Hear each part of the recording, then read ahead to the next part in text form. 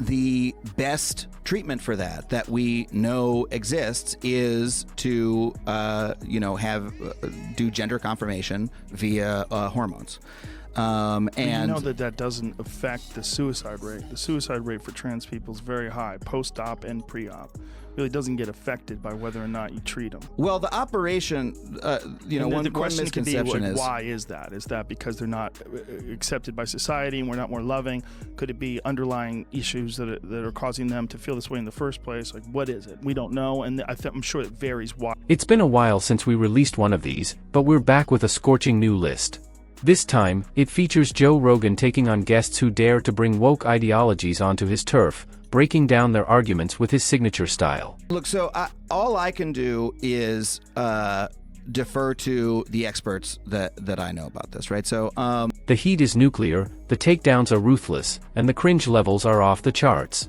So hit that subscribe button, turn on notifications, and dive headfirst into the chaos. Our first target is actor and writer Adam Canover. Choosing to add hormones to a child's body, that's a choice. It's a choice blockers. it's a choice on the part of the parent. It's not a choice on the part of the child to in the same way that being gay isn't a choice. Yeah. Okay, but if that's who they are, if they think that they're a girl, why do you have to give them hormones to make them more of a girl?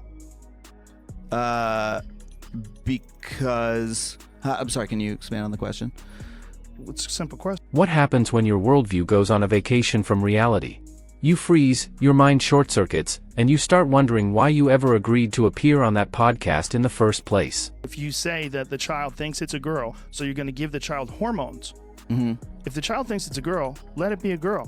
Why are you adding hormones? If you're shooting hormones into a child, and you're affecting the child's development, you're saying that's not a choice. That's nonsense. Of course it's a choice. You're choosing to chemically change this child's body. You're choosing to inject things into this child's body on a regular basis that are going to radically affect the physical development of their body. Yeah. And you're saying that this isn't a choice. Well, it's definitely a choice to do that. So what trans people express, and again, I'm not an expert. This is from me talking to my trans friends and seeing what other trans folks say. Adam Conover is busy defending why kids should transition until Rogan fires a question that jolts him back to reality. Watch closely as he struggles to navigate his response. If you say that the child thinks it's a girl, so you're going to give the child hormones. Mm-hmm. If the child thinks it's a girl, let it be a girl. Why are you adding hormones? If you're shooting hormones into a child and you're affecting the child's development, you're saying that's not a choice. That's nonsense. Of course it's a choice. You're choosing to chemically change this child's body. You're choosing to inject things into this child's body on a regular basis that are going to radically affect the physical development of their body. Yeah. And you're saying that this isn't a choice. Well, it's definitely a choice to do that. So what trans people express, and again, I'm not an expert. This is from me talking to my trans friends and seeing what other trans folks say. Oh, so now he's not an expert on trans issues. How convenient. I'm not an expert is just code for I have no idea what I'm talking about. Just moments ago, he was defending hormone blockers for kids as if he had a PhD in gender studies. But the second Rogan asks a question that steps off the script and demands real critical thinking, suddenly he's a humble bystander. It's a classic move, talk with absolute confidence until reality shows up and shatters the act. But isn't this more of a psychological issue than a physiological one? At some point, all this rambling does more to confuse the audience than persuade them. If someone feels disconnected from their own body, the logical first step should be therapy, not rushing into irreversible treatments, especially for children whose brains and identities are still developing.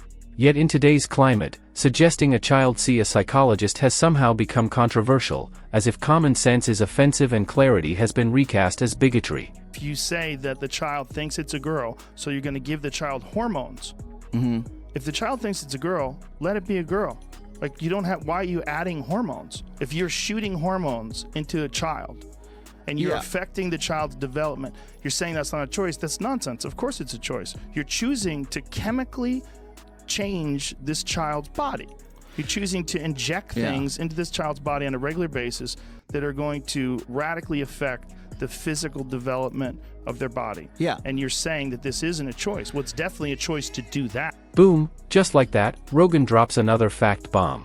Research shows that transgender individuals are not less likely to attempt suicide after gender-affirming surgery. In fact, several long-term studies suggest the opposite. Post-surgery, they may even face a higher risk of suicidal thoughts or actions.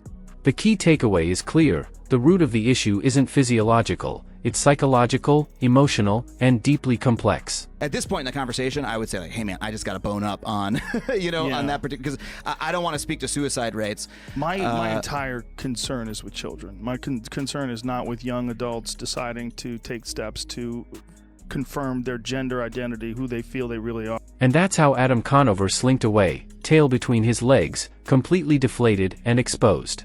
It must have been painfully humiliating. He walked in brimming with confidence, armed with buzzwords and virtue signals, ready to take on Joe Rogan. But the moment Rogan countered with facts, logic, and unapologetic common sense, Conover folded faster than a lawn chair at a barbecue. It's always the same story: loud at first, dead silent when challenged. That's the risk of leaning on woke talking points without doing the homework. You end up looking like a hashtag in a debate. And now, Rogan delivers the hammer blow. As you grow and mature and develop, you growing out of these ideas. Some will and some won't. And the ones who won't, they always have the option to do something later on in life. But if you do something to hormonally block a child very, very early on, there's no turning back from that. Kids are constantly changing their minds. It's a natural part of growing up. One day they dream of becoming astronauts, the next, zookeepers. Today it's ice cream, tomorrow pizza. It's not their fault. Their brains are still developing, emotions run wild, and they're only beginning to understand the world around them. That's exactly why letting them make permanent, life-altering decisions at such a young age isn't just irresponsible, it's dangerous. We don't let kids vote, drink, get tattoos, or sign legal contracts for a reason. They lack the maturity and foresight to grasp long-term consequences. So why should we suddenly be okay with them making irreversible medical choices that could impact their mental and physical health for life? Children deserve protection, not affirmation of confusion. As adults, it's our responsibility to guide them, not blindly agree. The stakes are far too high to follow trends that could permanently derail a child's future. After Rogan called out Adam Conover on hormone blockers, Conover quickly pivoted to a different topic.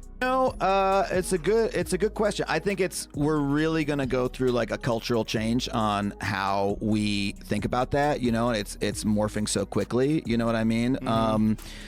I'm very much, because I am of this opinion that there is no such thing as like perfect fairness, and when we make those distinctions, we're always choosing who to allow. Mm-hmm. And because I think we should choose to allow like trans people to participate in society. One thing I've noticed about woke activists is their obsession with verbosity. They rarely answer a question directly. Instead, they bury simple points under mountains of academic-sounding jargon, as if more words automatically equal more intelligence. Most of the time, it's just smoke and mirrors. Take Conover, for example. The question was simple, and the answer could have been clear, but instead he launched into a lecture filled with buzzwords, circular logic, and vague emotional appeals, only to land on the same tired conclusion: trans people should be allowed in sports. It's almost as if they're trying to confuse you on purpose. And it makes you wonder, if all the verbal gymnastics are necessary, how strong is the argument really? What are they trying to hide behind all that fluff? There's a reason why we make the distinction to have male athletics versus female athletics. The reason is that males have a physiological advantage over women. So in most sports, most physical sports, we do not have males compete with females. Do those same physiological advantages apply? And what is the evidence? Well, the evidence in competition seems to be that it shows that it does apply, particularly in weightlifting, rugby, mountain biking, power heavy sports that favor larger people, stronger bodies. Males that transition to females have a significant advantage in their breaking world record. Once again, Rogan floors his guests with cold, hard facts and undeniable logic. Science makes it clear that biological males have significant physiological advantages over females: greater muscle mass, bone density, lung capacity, and more. These advantages persist even after hormone therapy, which is why trans women who are still biologically male often outperform their female counterparts in sports. Yet the woke crowd pushes us to ignore biology in favor of ideology, insisting these differences don't exist, all in the name of inclusion. The result? Female athletes who have trained their entire lives lose out on podiums, scholarships, and opportunities. This isn't progress, it's regression dressed up in shiny rhetoric. Fairness in sports isn't about feelings, it's about facts. No amount of performative outrage can change that. Next up, comedian Pete Dominick. Have a serious conversation about what kind of guns and bullets people can have. Not that they can have them or that they can't have. Like, that's the conversation. That's where we should be right now. Everything gets regulated, everything. There are trade-offs in healthcare. There are trade-offs in everything, but Americans now are so divided. They want everything that they want, that compromise is something that we don't do as Americans, much less in government.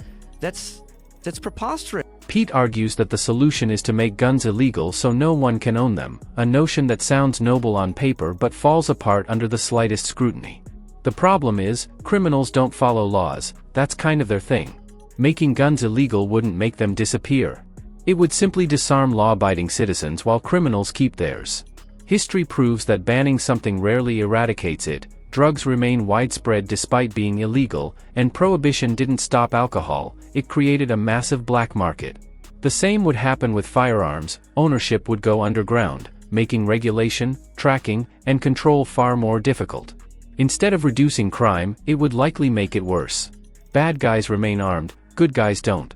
That's not justice, it's chaos. What I'm saying about the gun thing, the most fucked up part about the messiness of the gun thing is that even if you made guns illegal, even if you said you can't have any bullets, you'll all go to jail. There's so many guns, you're not getting them all.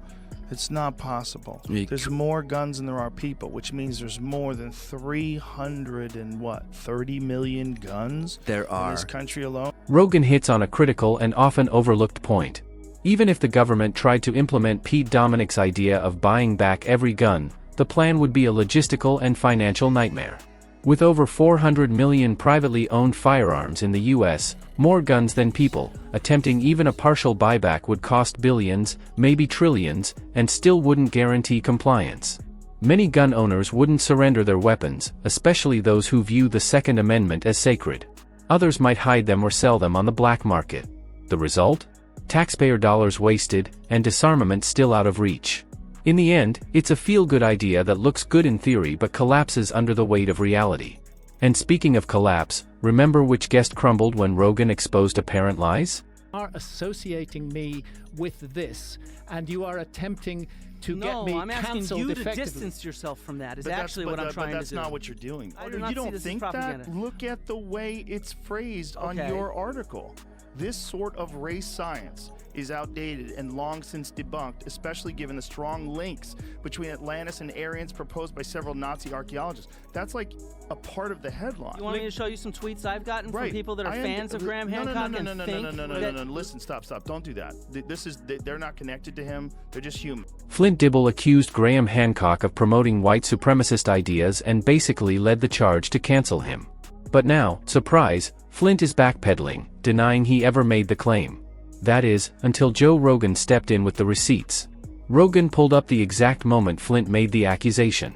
No speculation, no hearsay, just cold, hard evidence. He didn't let Flint squirm or spin the story, and suddenly all that righteous indignation started to look like revisionist gaslighting. It's one thing to make a bold claim, it's another to deny it on camera. That's the problem with cancel culture crusaders, they throw punches but can't handle the consequences. Rogan made sure the truth got the last word.